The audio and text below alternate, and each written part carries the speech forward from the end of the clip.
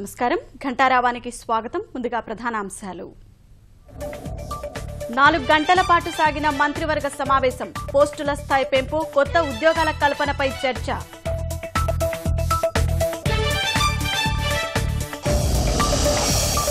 ఎన్ని పథకాలు అమలు చేస్తున్నా కొందరి వల్ల చెడ్డ పేరు పార్టీలో నేతల నిర్లక్ష్యాన్ని సహించబోనన్న చంద్రబాబు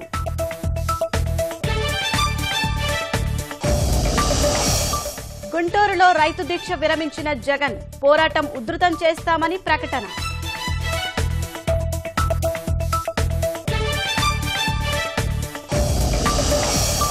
వ్యవసాయ మార్కెటింగ్ శాఖల వైఫల్యం వల్లే మిర్చి రైతులకు కష్టాలు క్వింటాకు 11,000 రూపాయల ధర ఇవ్వాలని పవన్ డిమాండ్ గవర్నర్ నరసింహన్ పదవీకాలం తాత్కాలిక పొడిగింపు కేంద్ర హోంశాఖ నుంచి అందిన మౌఖిక ఆదేశం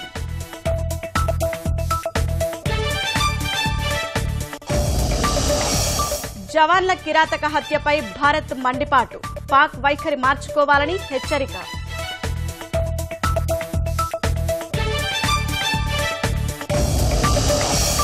దినకరన్ చుట్టూ ఉచ్చు బిగుస్తున్న ఈడీ మనీ లాండరింగ్ కేసు నమోదు